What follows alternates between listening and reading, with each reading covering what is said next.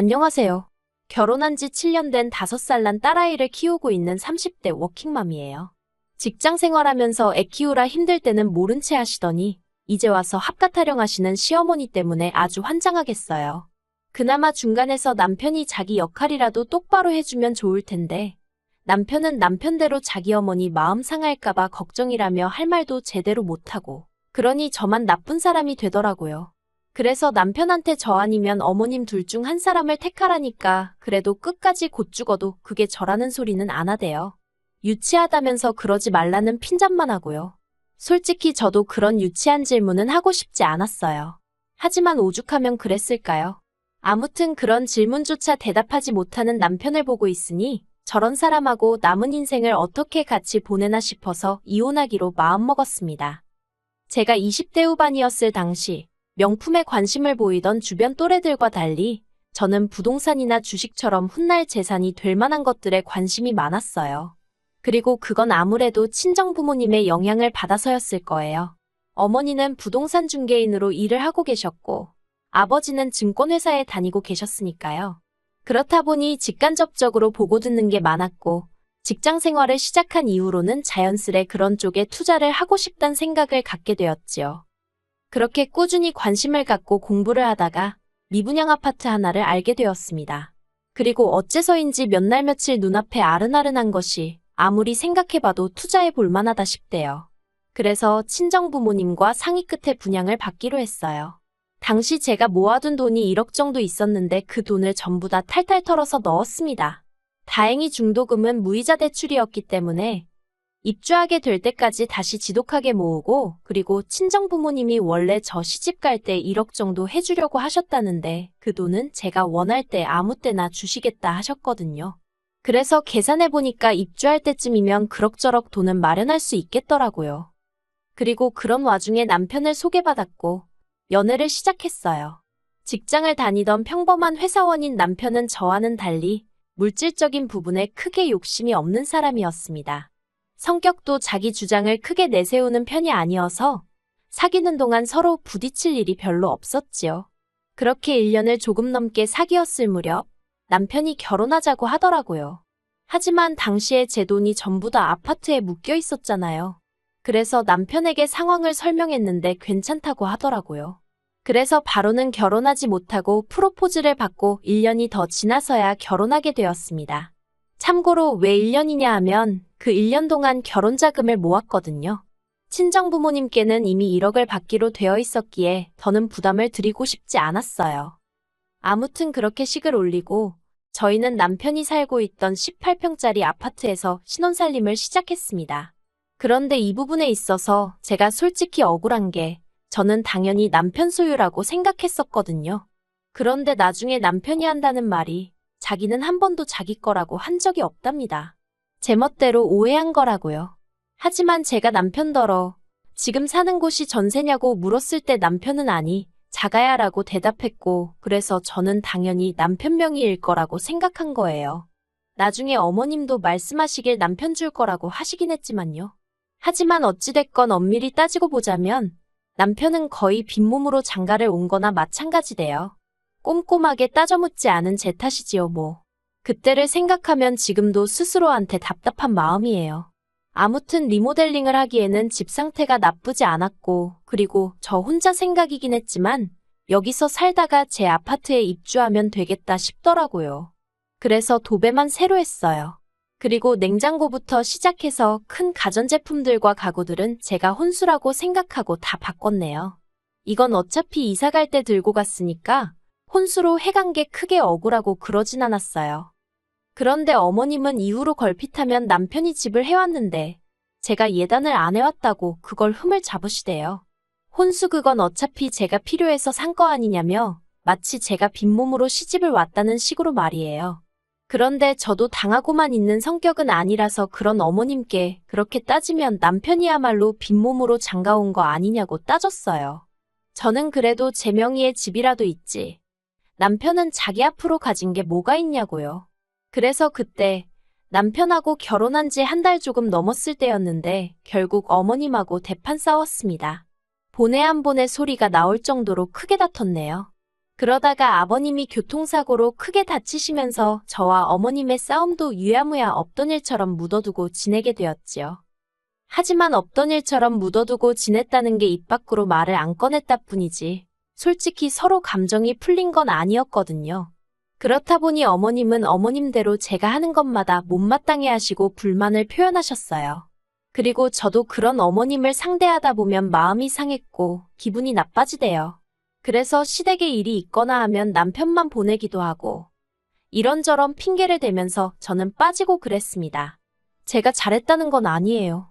하지만 저도 제 나름대로 살 길을 강구했어야 했던 게 어머님하고 한번 감정 소모를 하고 나면 그 스트레스가 얼마나 컸던지 며칠을 끙끙 앓아야 할 지경이었거든요. 아무튼 그렇게 지내다가 저희 부부는 제 아파트로 이사를 하게 되었어요. 그리고 딱히 부족한 것도 없었지만 시댁에서도 금전이든 뭐든 어느 쪽으로든 도움을 주실 생각은 안 하시대요. 솔직히 말해서 기대가 없었기 때문에 서운하고 그런 것도 없었습니다. 어머님이 그 말씀을 하시기 전까지는 말이지요. 저희 이사하기 일주일 전쯤이었어요. 어머님 댁에 갖다 드릴 게 있어서 남편과 들렸는데 어머님이 대뜸 그동안 당신 집에서 월세도 안 내고 공짜로 먹고 자고 하지 않았냐면서 그것만 해도 따지면 한 달에 못해도 200만 원 가치는 될 거라는 거예요. 그러고는 그렇게 따지고 보면 당신이 그만큼 돈으로 지원해 준 거나 다름이 없다면서 어디 가서 시댁에서는 뭘 해줬느니 안 해줬느니 그런 소리 하면 안 된다나요? 어디 가서 그런 소리 할 생각도 없었지만 어머님의 계산법은 도대체 어디서 나온 건지 100번 양보해서 어머님이 아무것도 못 해준 게 민망해서 그러셨는지도 모르겠지만 그런데 남편까지도 어머님 말씀이 일리가 있다고 동조를 하는 꼴을 보고 있자니 이해고 뭐고 하기도 싫고 그나마 남아있던 정도 뚝 떨어지대요. 그래서 그때부터는 정말 최소한의 도리만 하고 살았어요. 그리고 저는 얼마 후 아이를 가졌습니다. 입덧이 심하지 않아 임신해 있는 동안에도 8개월 내리 출퇴근을 할 수 있었어요. 입덧이 심해서 회사를 관두는 사람들도 심심치 않게 봤던지라 걱정이 많았는데 다행이다 싶었지요. 그런데 진짜 문제는 육아였어요. 사내 규정대로라면 육아휴직은 1년까지 쓸 수 있었지만 솔직히 저희 사무실 안에서 그걸 1년 다 쓰는 사람은 없었거든요. 그리고 제가 굳이 그 스타트를 끊고 싶지도 않았고요. 그래서 남편에게 육아휴직 신청을 하라니까 남편 회사는 남편 회사대로 구조조정 중이라서 눈치가 보인다고 하는 거예요. 막말로 육아휴직 냈다가 돌아왔는데 자기 자리가 없어지기라도 하면 어떡하냐고요. 그러면서 자기가 어머님한테 한번 부탁을 드려본다더군요. 하지만 결론부터 말하자면 어머님이 단칼에 거절하시더랍니다. 이제 자식들 다 키워놓고 놀러도 다니고 좀 자유롭게 살려고 하는데 그게 무슨 소리냐면서 못해주신다고 했다는 거예요. 그리고는 저희 어머니를 지칭하시며 거긴 나이도 어리지 않냐면서 거기다 맡겨라고 하셨다대요. 그뿐만이 아니었습니다. 그러면 그냥 남편도 알겠다고 대충 얼버무리고 오면 되지. 어머님 앞에서 저희 친정어머니께 전화를 드렸더라고요. 그리고는 어머님이 시키는 대로 손녀 좀 봐주실 수 없겠냐고 부탁을 드린 거지요. 그래서 저희 어머니가 저희 애를 봐주기 시작하셨어요. 매일같이 하원을 도와주시고 저녁도 차려주시고 그러셨지요. 저녁은 안 해주셔도 된다고 극구 말렸는데 회사에서 종일 시달리고 퇴근했을 딸이 부랴부랴 부엌에서 고생할 거 생각하니까 마음이 안 좋다고 하시면서 어떻게든 한 끼는 차려주고 가시더라고요. 그래서 남편과 상의 끝에 한 달에 100만 원씩 드리기 시작했습니다. 원래는 시터를 써도 200은 준다는 말에 200에 맞춰드리려고 했는데 그러기엔 형편이 빠듯하기도 했고 친정어머니도 부담스러워 싫다며 손사래를 치셨거든요. 그래서 100만 원씩 드리고 남은 100만 원은 제가 모으기 시작했어요. 혹시 큰돈 들어갈 일이 생기거나 근사한 선물을 해드리고 싶을 때 쓰겠다는 생각이었지요. 그리고 한편 친정어머니가 저희 애를 봐준다는 소식은 당연히 어머님 귀에도 들어간 모양이 돼요. 어머님이 웬일로 저한테 전화를 하셔가지고는 너네 엄마가 고생이 많네 어쩌네 하시더니 대뜸 그래서 애 봐주고 돈도 받아가냐 그러시는 겁니다. 생각지도 못한 질문이었지만 네 그렇다고 했어요. 그랬더니 어머님이 할머니가 손녀를 봐주는데 무슨 돈을 받냐면서 할머니 입장에선 손녀랑 하루 종일 있으면 안 심심하고 좋지. 손녀가 효도하는데 돈까지 받아가냐는 식으로 말씀을 하시는 거예요. 하지만 어머님의 막말은 그게 다가 아니었습니다. 지금이야 집값이 많이 떨어졌다고 뉴스에 나오고 있지만 제 아파트는 그래도 제가 처음에 분양받았을 때랑 비교하면 3배 가까이 올랐거든요. 그리고 그렇게 작년 재작년에 비해서 크게 떨어지지도 않았고요. 그리고 이 사실을 알게 되신 어머님은 작년부터 그렇게 집값이 올랐다면서 어쩌고 하시더니 급기야 이참에 당신들 아파트도 팔고 저희 아파트도 팔아서 그 돈 다 합쳐서 어디 단독주택 하나 지어서 같이 살면 좋겠다. 무슨 말도 안 되는 소리를 하시는 거예요. 사실 아버님 건강이 많이 안 좋아지시면서 어머님이 전보다 밖에 자주 못 나가시고 아버님 옆에 붙어 있어야 하는 상황이 잦아졌거든요. 그러니 그런 생각을 하게 되신 것도 같아요. 하지만 아무튼 어머님 아버님 사정이 어떻건 간에 저는 그렇게 같이 살 이유가 없었지요. 물론 어머님 아버님 면전에다 대고 싫다 못 산다 할 수는 없어서 어머님이 그런 이야기를 꺼내실 때마다 그저 앞에서 적당히 웃어 넘겼지만요. 대신 남편더러 나 없는 자리에서 확실히 이야기해 놓으라고 했어요. 그런데 남편도 알았다고는 하면서 정작 그런 대화가 나올 때마다 얼렁뚱땅 넘어가려고만 했지 어머님한테 그런 말씀 마시란 소리는 죽어도 안 하더라고요. 그러다 지난 주말이었어요. 남편이 모처럼 시부모님 모시고 식사라도 하자며 자리를 만들었대요. 내키지는 않았지만 어버이날이 코앞이기도 했으니 겸사겸사 본다 생각하면 되겠네 하고 나갔습니다. 그리고는 이런저런 이야기를 주고받는데 어머님이 갑자기 생각났다는 듯이 얼마 전에 부동산에 다녀오셨다는 이야기를 꺼내셨어요. 친하게 지내는 부동산 여자가 있는데 그 여자가 집 짓고 살기 좋은 동네라며 땅을 몇 곳 소개해 주더라는 겁니다. 그리고는 저더러 그나저나 너는 집을 언제 팔 거냐면서 하루라도 빨리 팔아야지 그러다 아파트 값이 떨어지기라도 하면 어떡하냐대요. 저는 아파트를 팔 생각이 조금도 없었는데 어머님 혼자 뭐가 그렇게 마음이 급하신지 그리고는 어머님이 덧붙이시기를 당신 사시는 아파트는 팔려고 내놓으셨답니다. 어머님 아파트 판돈으로 땅부터 살 거고 저희 아파트가 팔리면 그 돈으로는 이제 공사하고 그러면 될 것 같다나요. 정말이지 저희와는 한마디 상의도 없이 혼자 엄청난 계획을 세우고 계시대요. 결국 듣다 못한 제가 그렇게 갑자기 집을 내놓으시면 어떡하냐 그러다 집이 팔리기라도 하면 어디서 지내려고 그러시냐 물었습니다. 그랬더니 당연하다는 듯이 너희 집 팔릴 때까진 일단 너희 집에 있다가 같이 이사하면 되지 그러시는 거예요. 황당해서 저희 집이요 하고 되물으니 너네 방 하나 남지 않냐면서 일단 불편해도 거기서 지내시면 된다며 걱정 말라나요. 게다가 그뿐만이 아니었어요. 어머님이 요즘에도 니네 엄마한테 애 봐주는 걸로 돈 주냐 그러시길래 또 무슨 소리를 하려고 그러시나 싶어서 지난번과는 달리 안 드린다고 했거든요. 그랬더니 이번에는 전과는 완전히 다르게 왜 돈을 안 주느냐면서 당신은 받을 거랍니다. 애 봐주는 공은 없다면서 같이 살게 되면 싫으나 좋으나 당신이 살림도 해야 할 수도 있고 애도 봐줘야 하니 한 달에 200은 줘야 한다고 하시는 거예요.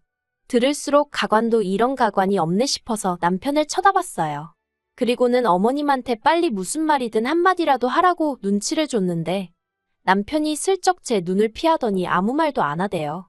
그러니까 진짜 부하가 치밀어서 더는 가만히 있으면 안 되겠다 싶더라고요. 제가 어머님 떨어 남편이 말을 안 했냐며 말문을 열었습니다. 남편한테 어머님하고 같이 못 산다고 말씀드리라고 했는데 못 들으셨냐고요. 그리고는 아무리 생각해봐도 어머님하고 제가 같이 사는 건 어려울 것 같다. 결혼 초부터 어머님하고 저하고 많이 부딪히지 않았냐. 그때 제가 너무 힘들기도 했고 그래서 같이 사는 건 싫다고 딱 잘라 말씀드렸어요. 그랬더니 처음엔 어머님도 당황하셨는지 언제까지 결혼 초에 좀 서운했던 걸로 꽁에 있을 거냐면서 벌써 시간이 이렇게나 지났다며 이제 잊어버리랍니다. 그러면서 이제 잘 지내보자 하시는 거예요. 그래서 제가 합가를 안 하고도 잘 지낼 수 있지 않냐고 오히려 합가를 하면 잘 지내지 못할 것 같다 했습니다. 그리고는 저는 지금처럼 친정어머니가 와서 애 봐주시고 제 살림도 도와주시고 하면 마음도 편하고 좋은데 왜 그 좋은 조건을 다 포기하고 어머님이랑 살아야 하냐고 물었어요. 제가 왜 제 집에서 어머님 눈치 봐가며 비위 맞춰가며 살아야 하느냐고 그렇게 살기 싫다고요. 그랬더니 어머님이 저더러 싸가지가 있네 없네 하시면서 소리를 지르시는 거예요. 어느 정도 화를 내실 거란 건 예상하고 있었기에 크게 놀라진 않았어요. 그리고 한 번쯤은 거쳐야 할 관문이라고 생각했지요. 그런데 그때 이때까지 입 딱 다물고 있던 남편이 가만히 있으면 자기가 알아서 다 이야기를 할 건데 왜 이를 키우냐면서 어머님 앞에서 저를 무슨 학생나무라듯 나무라는 거예요. 진짜 황당해서 제가 남편더러 말을 그따위로 할 거면 그냥 당신도 내 집에서 나가라고 했어요. 보태준 것도 없으면서 집값이 올랐으니 파내만해. 아주 떡줄 사람은 생각도 안 하는데 왜 다들 김칫국이냐고 소리를 질렀지요. 그리고 제가 그렇게 악다구니를 쓰니 그제서야 남편이 약간 꼬리를 내리면서 미안하답니다. 그냥 자기도 상황이 답답해서 순간 욱했다나요. 제가 남편더러 나랑 살 거면 어머님한테 확실히 같이 못 산다고 못을 박으라고, 그리고 이제 내가 어머님하고 마주치는 일은 없게 해달라고 했어요. 한마디로 어머님하고 나 둘 중에 하나만 고르라는 얘기야 하니까 남편이 곤혹스러운 표정으로 시간을 좀 달랍니다. 무슨 말을 그렇게까지 하냐면서요. 그런데 남편의 그런 태도에 저는 더 실망을 했어요. 어떻게 남편이 돼서는 아내한테 끝까지 믿음을 못 주나 싶은 게 한심하기도 하고, 그동안 남편이랑 산 세월이 다 허송세월 같고 그렇더라고요. 그래서 결국 남편한테 더 주고 말고 할 시간 없다고 깔끔하게 이혼하자 했습니다. 남편더러 협의 이혼할 건지 소송을 할 건지 그 정도는 선택할 수 있지 하고는 2주 줄 테니 결정해서 알려달라고 했어요. 그리고는 딸 데리고 일단 친정으로 왔네요. 그리고 이렇게 사연을 적으면서 과거를 곱씹어보니 생각할수록 이혼만이 답인 것 같습니다. 저랑 이혼하면 남편은 개털이나 마찬가지인데 솔직히 불쌍한 거 없어요. 어머님 계산대로면 제 집에서 남편도 자기 먹고 사는데 필요한 생활비만 벌어다 준 거니까 그다지 억울할 일도 아니겠지요.